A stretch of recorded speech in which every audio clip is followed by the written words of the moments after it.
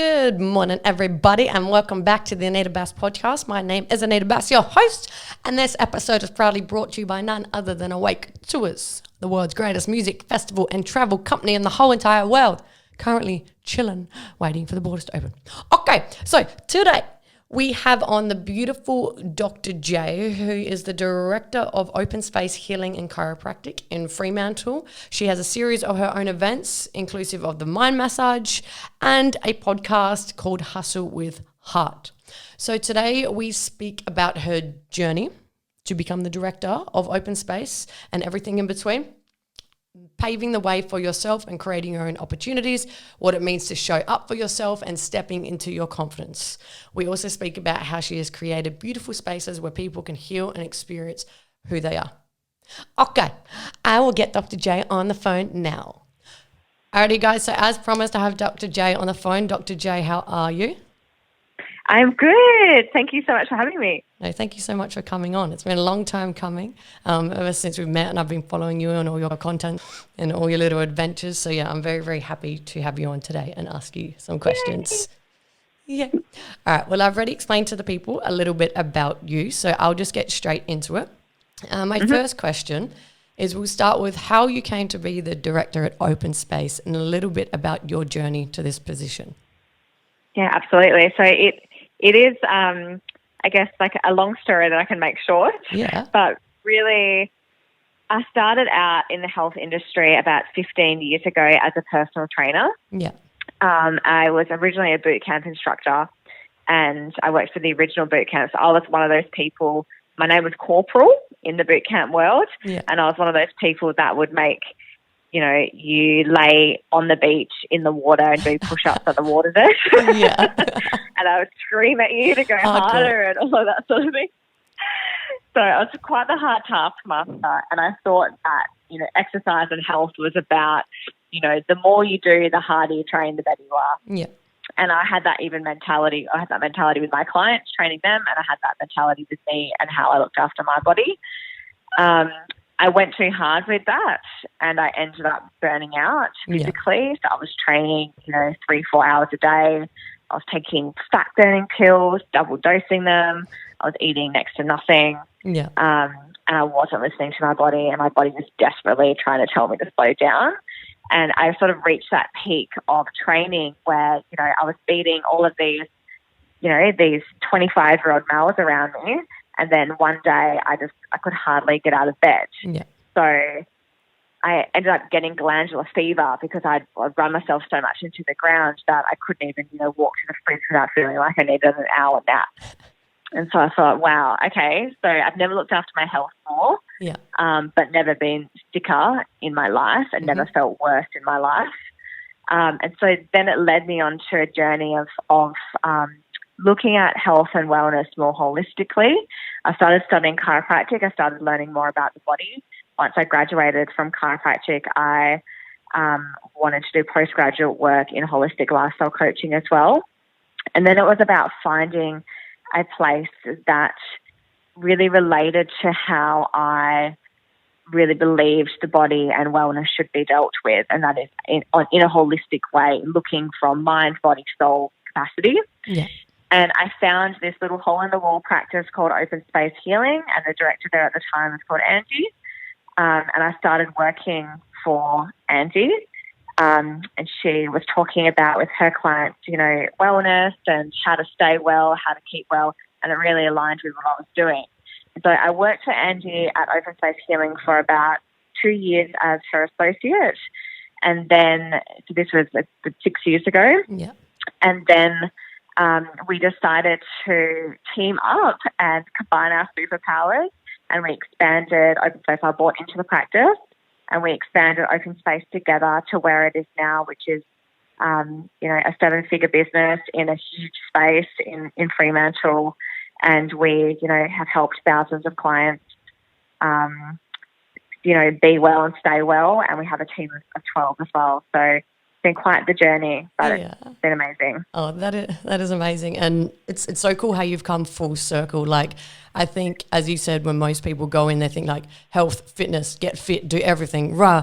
And then, as you said, like you burn out because it's the only possible way. And then you take a step back and you're like, this is not healthy. Even to me, like I think this is health and I think fitness is health, but there's nothing healthy about this. Like I'm sick, I'm run down. And then, yeah, you take a step back and you're like, okay, maybe health isn't just about like the looks and the muscles and stuff. There's physical, there's rest, there's sleep, there's water and all this shit. So that's absolutely amazing. And Yeah, absolutely. yeah, and to anyone who hasn't been to open space, it is a beautiful space. And I think when you step into it, it's not even just the chiropractor, it's more what it's about, like even the little things you guys have there, like the books and the tea and just a wellness hub and all the little events and that you guys do. It's a lot more than just a hands-on practice. It's like an experience and a sense of well-being. Yeah, it's true. You know, we've put all of that is on purpose, and that feeling that people get when they walk into our space and into our company and into our business,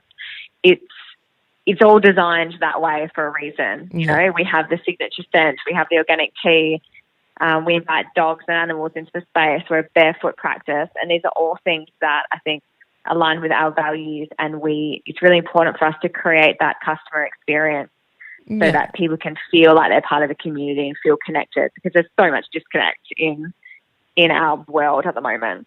Yeah, exactly. And it is, and you guys are bridging the gap between somewhere that you're just going for a quick appointment and it's somewhere you can feel nurtured and loved and step into that arena and that space. And yeah, it is amazing. I actually got recommended to you guys from a friend who got recommended to you guys from another friend because of like the nature of it. They were like, walk in there and take off your shoes and then go to the tea in the back. Like that was the first introduction to it. And they're like, my friend told me about it because it's so different to anything else like that they've been to. No. Yeah, it is quite different. Yeah. It is perfect. Alrighty, so I always see you hustling and going after what you want and putting in all the effort. Some people would look at you and say, look at her, she's so lucky. What would you say to people like this? That's a great question. I think you create your own luck. Yeah. However, in saying that, I am very grateful for the opportunities that I've had. Yeah. You know, I'm grateful that I live in Australia. I'm grateful that I have a really supportive family and the people around me. As well as I'm grateful for myself for making all of that happen and for creating the life that I have, because, you know, luck can take you a little way, but really it's about what you create for yourself. Yeah. Yeah. No, 100%. And I often say that too, like when someone says, oh, you're lucky, it's just really hard to just be like, like you're just literally seeing the tip of the iceberg. You have no idea. Like, do you call luck giving up all my time, all my money, studying for hours, being rejected? Like, that's not luck. Like, and it's just, don't you dare say I'm lucky just because you're like, oh, I can't do that. That's just a lucky person. It's like, that's not true, but I'm. Yeah. And it's not empowering for people to think that it's a luck-based outcome. Yeah. That's not empowering to you. You know, what's empowering is to know that you are the master of your own destiny and you can take it in your hands and you don't need the luck of the draw to make your dreams come true. Yeah. You know, there's ways to get that for yourself. Yeah. I think saying somebody else is lucky and that's where your effort stops sometimes can be a cop-out to people. Be like, I can't do that. That's a lucky person. It's like, no. That's your excuse for why you're not doing it. It's like, there's no such thing as a lucky person. You're all born with the exact same meat suit skeleton. Work. Do the work. Exactly. Work. Which leads into my next question, which you've kind of already answered, which is what does it actually take to get to where you want in life and climb to the highest of positions and to create such amazing communities?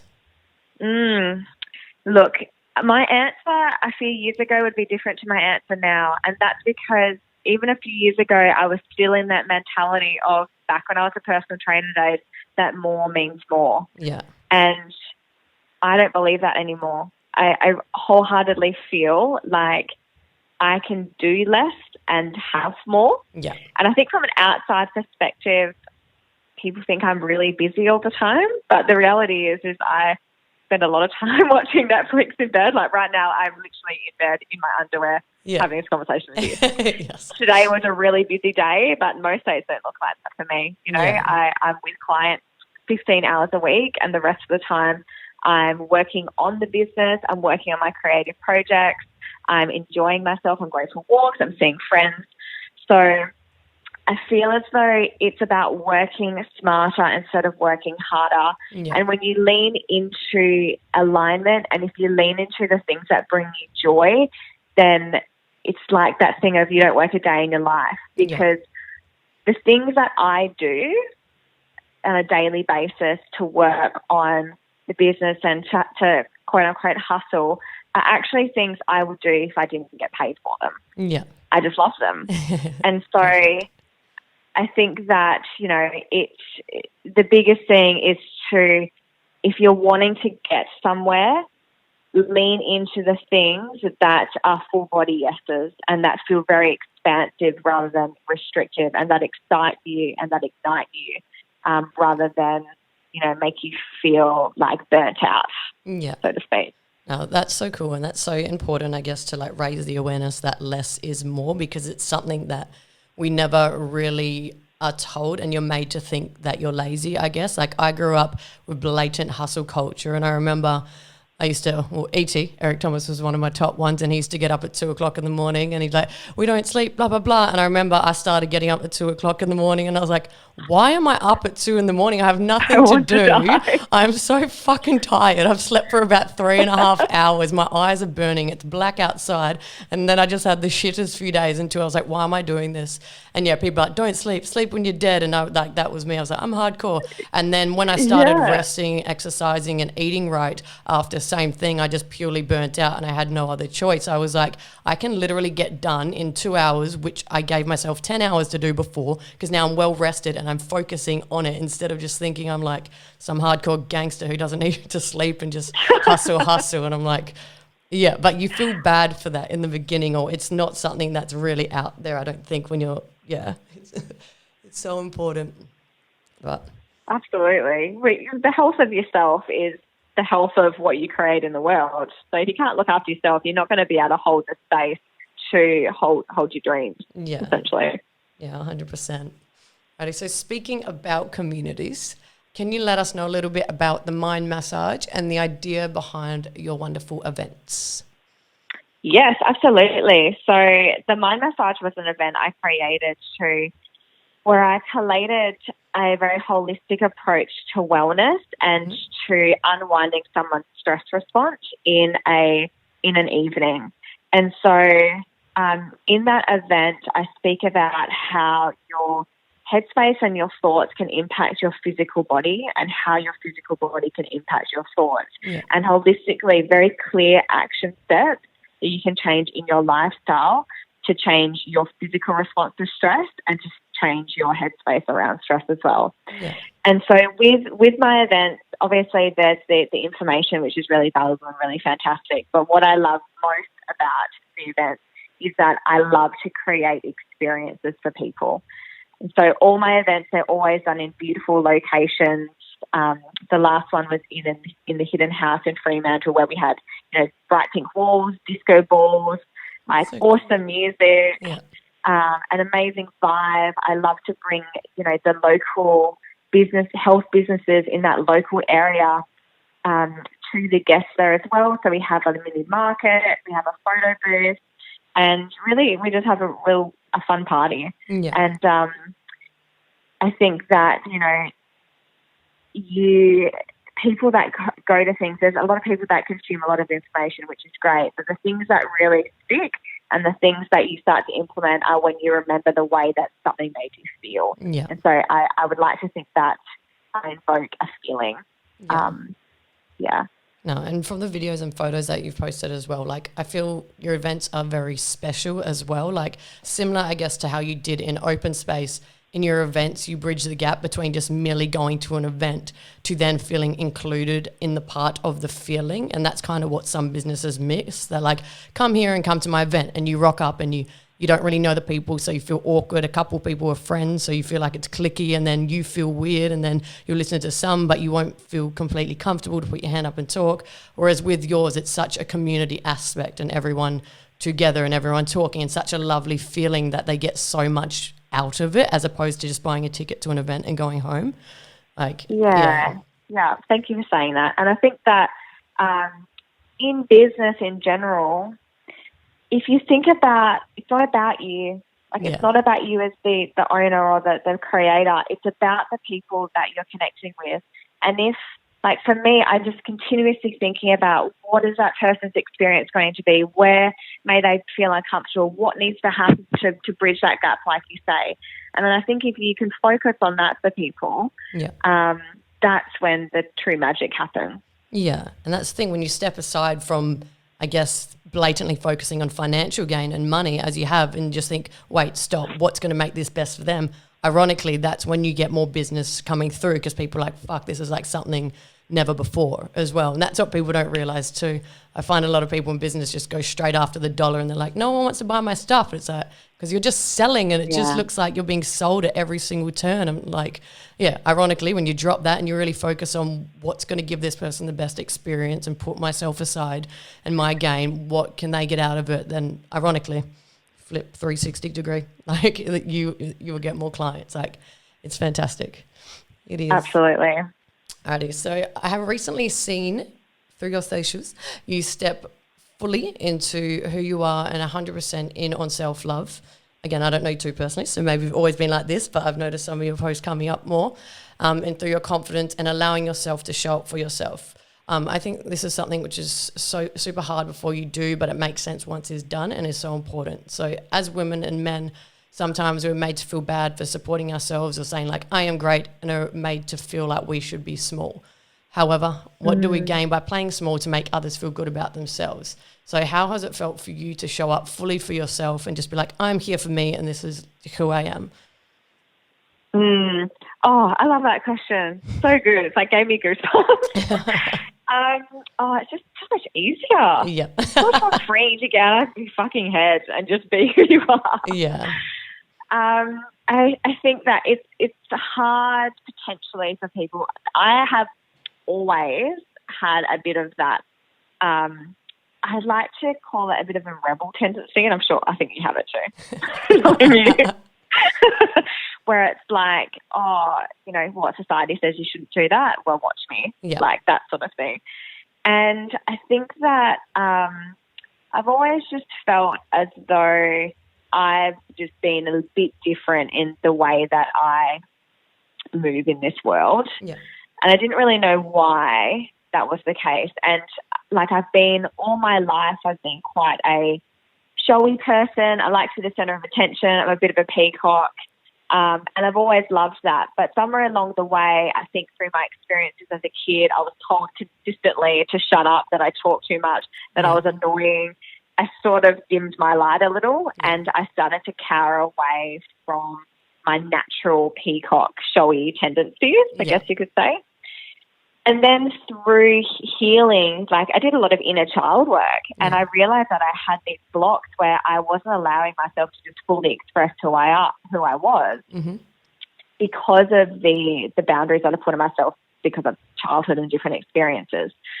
And then when learning even more about my human design and like my inner workings and my archetypes, like I did so much personal development work, and I realized that the natural rhythms that I lean into, where I am showing up fully as myself, for some that may seem like a little bit confronting, like for some people, the way that I might show up on socials or do something, is the way that I'm designed. And it's almost like by learning more about myself, it gave me the permission to be more myself. Yeah. But I kind of wish that I didn't wait to have something validate me for what I already knew.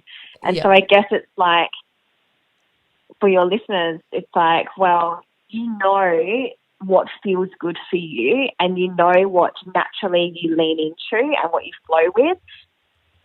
stop trying to get permission to do it. Because as soon as you do what feels good and as soon as you are just who you are, that's when you're going to be well received. It's when you try to be something that you're not, that you potentially won't be, because people can see through that energetically, I feel. Yeah. And also, I think I made the connection between, hold on a second, if I get out of my comfort zone and show up as who I am, I actually give permission and pave a bit of the path for others to do the same that might be a bit scared to. Yeah. And that was the thing that really gave me the courage to do it, because I thought, again, not about me, you know. It's like I owe it to people to do that for myself so that they can do it for themselves too. Yeah, and that is 100% true, and that's something that people don't realize as well. Like, by you stepping up and stepping into yourself, you are exactly giving them permission. Like, I found that with myself on tour as well. Like, when I'm quite introverted normally, but then when I'd be on tour, people are like, oh, you're so outgoing, blah, blah, blah, blah. And I'm like, the reason why I do this is so you guys feel okay to do it. Like, when we're at a festival, I'm the one dancing like a fuckhead. Like, I'm doing the embarrassing things, and some people are like, oh my God. But it's like, I'm doing this. So then you're like, if she doesn't care, this is an environment where we shouldn't care. Like, and I even say, like, don't look at people and be like, let your ego speak and be like, oh, they're dancing like this, they're dancing like this. We're all here to have a good time. Like, if you guys can show each other that this is a space we can all do it, then everyone can step up and get the full experience out of this instead of us, being in our shells. So that is 100% a full-on factor that people don't realize. Like, and so it allows others, and then in turn you're stepping authentically into yourself, and in turn you're attracting people who are going to get along with people like you, and ridding yourself of people who probably won't, which you wouldn't have rid yourself of if you were playing small. And they'd be like, oh, maybe I do like, and it's the greatest thing, but it's the hardest thing to get to. Exactly. And it's hard. Yeah. Because you repel harder and you attract harder. Mm-hmm. So you it's like sort of, there's these people that sort of disappear potentially from your life, but then other bonds that are so much stronger. And it's like, okay, well, there's light and shade with everything. Yeah, exactly. And it's like the people who you repel, it's like, well, they weren't going to come to my events anyway. And if they did, they would have seen me at the event in this light and been like, oh, fuck, I don't really resonate with this. And that's fine. So it's better to weed that out in the beginning and then to see who you truly are up front instead of, that's what I say to people as well about marketing. If you're trying to appeal to everyone, you do appeal to no one. Like, if you are promoting an experience and everyone comes, maybe there'll be an 80-year-old person who comes and you offend them, whereas if you were just yourself on Instagram straight up and gave them what they would have got at the experience, they would understand, oh, that's not my tribe, and that's completely fine. And I'm just imagining an 80-year-old on one of your tours. What an awesome 80-year-old. Well, that's what I say, because when I first started advertising, like, I didn't really know what to follow. And even with the Vegas tours and shit, like, I was basically just doing what I saw other companies do, and it'd be like, oh, look at this pretty thing and look at this. And my first tour, I got like a really weird group of people who didn't really get along because it was just so vague, like a tour of LA and Vegas. Some girls thought it was some shopping thing. Some people thought it was like a party thing. And it was just it was probably the worst tour I ever ran because the people were so mismatched. And then when I realized that it's no point being vague, and I just 100% like honed in on the party and was like, this is what it is. And some people are like, oh, that's shit. Okay, cool. I'd rather you find out now than when you're in Los Angeles and you fucking hate it then and I've got your money. Like, you know what I mean? And I'm pouring a funnel down your throat when you're expected to go on a shopping tour. So it's better for me to be honest, and it's better for you to be honest, because if not, they're going to be the ones writing bad reviews as well. Same with you. If you have someone who doesn't resonate, that's going to be the person who's writing you a bad review because, fuck, I didn't think this was what I signed up for. It's like, so to be purely authentic, and I think I got a bit away from the question, but and as for showing up for yourself, those judging you, it's, I don't, that's just, it sounds so cliche, but that's a reflection of them as well. Like, if somebody's doing something and like, what's that? I'd never be like, it's so stupid. I don't like, why are they dancing on Instagram, blah, blah, blah. Like, you'd be like, okay, cool. Well, I don't understand it, blah, blah, blah. So that's another thing when people are scared to put themselves out there. Those judging you are unhappy in themselves, because if not, why the fuck would they really care so much in their day to try and put you down? Like, exactly. And you're going to get that regardless of what you do. Yes. You might as well be yourself in the process. Mm-hmm. Yeah, and I agree 100% with what you said at the beginning, which was being confident sooner. That was my thing as I got older and kind of was just like, fuck it. Like, who cares what many people think? I was like, I really regret not being more confident sooner, because it's just, it's so easier. It's so much easier as well. And Like, what have I been doing? Like, who gives a fuck what these other people think? Who cares? Exactly. All right, so what advice would you give to someone who deserves to show up for themselves and to step into their fullest potential but is too scared, maybe scared of being seen or scared of people's opinions? I think there's a few things. One is to collect your expanders. So what I mean by that is start to associate yourself with people or follow people. I mean, social media is a great thing for that. You can literally follow people that you're wanting to embody more of, so that you can see what is possible for you. And it's like that theory of the average of the people you hang around the most. So if you're wanting to step into something, step into confidence, whatever it is, surround yourself with that all around you, and that will become more of the norm.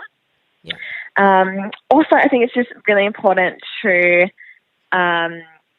in your smaller community as well, to have people that support you and are very much for you and for your happiness, and that don't bring you down, because that can be a really hard thing when you're doing something that is difficult and it's out of your comfort zone and there's other people not supporting you in your realm. And then doing a shit ton of inner child work, like healing the wounds, that these scars that told you that you're not good enough, that told you that you don't deserve to be confident and to get what you want in this world and to play in this world. I did a great course with Lacey Phillips, To Be Magnetic, which was all about, it was a manifestation course, but the manifestation was based on what you feel that you deserve because of your inner child. And so it was really about healing all of that. I mean, that's a full rabbit hole in itself, isn't it? Like it gone forever. No, that's super important. And I think, just talking about the inner child, a lot of people don't actually, one, maybe even know what it is or realize how much it can actually affect you. Like you mentioned, even with play, it could be something as, you being a child who's always like, da-da-da-da, out, and you've just got your mum or dad just like, shut up, be quiet, or like, shut, you're too fucking loud. Like, no one likes it when you talk so much. And then they're just like scars which stay with you forever, and you're like, I have to shut the fuck up. And then you just like cower down, so you're eventually just this little robot child. And then, as you get older, you're like, frustrated and everything, and when you start to do the work and stuff, you're like, holy fuck, I remember the first time somebody told me to shut the fuck up because I was too loud. It's like I feel this frustration inside of me because who I am is still there, but I feel bad if I show up in that way, or I like link me showing up to people hating me type thing. And it's just a lot of people don't realize how much that actually kind of affects you as an adult as well. It is crazy. Right. So a lot of people I find don't do because they're scared of failure. So failure is like a really common thing that I try and talk about with people I have on. And to people, I just say that you kind of like have to fail. It's part of the process. Like you're never going to be in a situation where you're like, I want to do this, and it works the first time and it's great and you make lots of money in the end. So what's your opinion on failure when trying to get where you have to get? Well, I think perfectionism kills every dream that you ever have, because you're never going to do it perfectly the first time. So to try to do that, you will never get anywhere. I heard there was an amazing quote that my friend Tracy Spencer said. It was, love yourself enough to do the things that you want to do in the world, knowing that you were stuck. And it's like, just be okay with stucking for a bit. But it's a measured suck, because I feel as though people try and make the jump really quick. It's like, you're here and you want to get all over there, and then you fall into something called the gap. It's like that feeling of that huge stress of, I'm this person and I'm looking to be that person, but that is such a big leap for me to do. So there's a lot of anxiety that lives within that space. I think what's really important is to just do the next step outside of your comfort zone. So just stretch yourself just that little bit where you feel a bit stretchy, but you're not having a panic attack. and then you get to that point, and then you're like, okay, this is now my new comfort zone. What can I do to stretch that a little bit more? This is now my new comfort zone. What can I do to stretch that a little bit more? So, for example, like even something like talking to you on a podcast is something that once upon a time, if I thought of, really scared the shit out of me. But at first it started with me just pre-recording a quick video without me speaking on my social media. Yeah. And then I was comfortable with that. Then it was like, okay, well, now I can use my voice, but I need to pre-record it. And then once I got good with pre-recording, and then I did a live video, and then I did this, and I did that. And then eventually, you know, I'm speaking on stage in front of hundreds of people, and it's something I love to do. But you don't just go from sitting in your office chair by yourself to speaking on stage in front of all these people overnight. Like, it just doesn't happen that way. Yeah. No, that is so true as well. And I often say that, and that's so cool, like, because people obviously see you on the stage now and be like, oh, she's just gifted and lucky at that. But they have no idea that it's not all these little steps that you've done by yourself, and you didn't just be like, I want to get up on stage. And you did it, like, it's practice and all the things that you do behind closed doors. And, yeah, I always say that too, like, don't overwhelm yourself. Like, why are you bothering with thinking about, like, the end goal? Like, I always reference it to, like, when I competed, when I first couldn't even lift 2 kilos over my head, when I was like, I'm going to get on stage, I'd just be like, and then every single thing I'd spend my days worrying, like, why am I doing this? I'm pathetic, I'm stupid. Then I'm like, let's just focus on the next step and don't even fucking think of, like, the months down the track, because what's the point? Like, you're just going to scare yourself because you can't be that person today.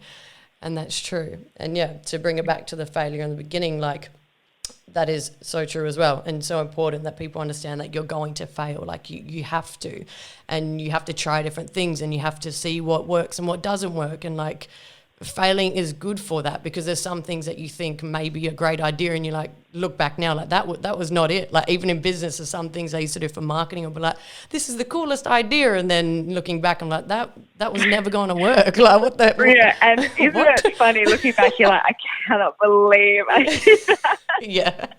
But then also, like, good on me for doing it, you know, because it's like your playground. You got to figure it out. Yeah, it's just part of it, and you know, you that's the climb, like Miley Cyrus. Yeah, it's all about the climb. Yeah. And it is. And that's what's also important to be something that you do like doing as well. I also say that because failure is so prominent that, like, if it's something you don't like to do, when you get that initial failure, you'd be like, oh, see, there's the proof it wasn't going to work at the end. Whereas if it's something that you actually want to do and you actually believe in, you'll be like, okay, that's just a way it's not going to work. What's my next option? Now I've weeded out that, like, next. But if you don't like it and you're not passionate, you're just going to see the failure as, okay, the stop. Whereas if it's the only thing that you want to do with your life, there's no stop. It's just the next thing after that. So, yeah, failure. Yeah, you got to pivot. Exactly. Alrighty, my last question to you is advice to your younger self, or something that you wish you would have known when you were younger. Can be in relation to anything, business, confidence, life, anything. What I wish I would have known when I was younger. Oh, I distinctly remember as a kid saying, when my parents were asking what I wanted to be when I grew up, and I had no idea. Yeah. I feel like everyone knew what I wanted to do, but I had no idea. And I just remember saying to them, I don't know, but I know it's going to be great. Yeah. And I would have loved to know then, like, where I'm at now. Yeah. as a bit of a side note. Yeah. And, you know, just to almost like tell the little J that just keep doing what you're doing, trust in what you feel. You're going to get people that tell you you're crazy and they have no idea what you're talking about. But, you know, trust in your gut instinct, because that has always been what has led me to everything really in my life. Yeah. No, that's perfect. And that gut instinct, that's like a topic that my podcast the whole thing was about your gut instinct, because I often like talk about how important that is and how many decisions I've made just on a whim based on the feeling. And like most people are like, holy fuck, you're crazy. Like, what do you mean? That makes no logical sense, no financial sense. But it's the only thing that's ever led me to where I need to be. But a lot of people don't listen to that because they don't think it's something valid. They're like, oh, that's just a feeling inside me. Let's think logically. And it's like, no, that's the only thing. That's what's going to lead to the happiness. The gut, it knows. I don't know how to explain it, but it does. It just does. It just does. Alrighty. Well, thank you so much for coming on today. I feel like that went so quick, but it was like right on time, nearly 40 minutes. That's crazy. Wow, that did go quick. But no, thank you so much for your time and so much for your insightful answers. It was fucking perfect. I will link all your socials and everything below so people can get in contact with you and everyone who's local to get down to open space. But yeah, thank you so much for coming on today. I appreciate you and your time. Thank you so much. Alrighty, have a good day. Bye. Okay.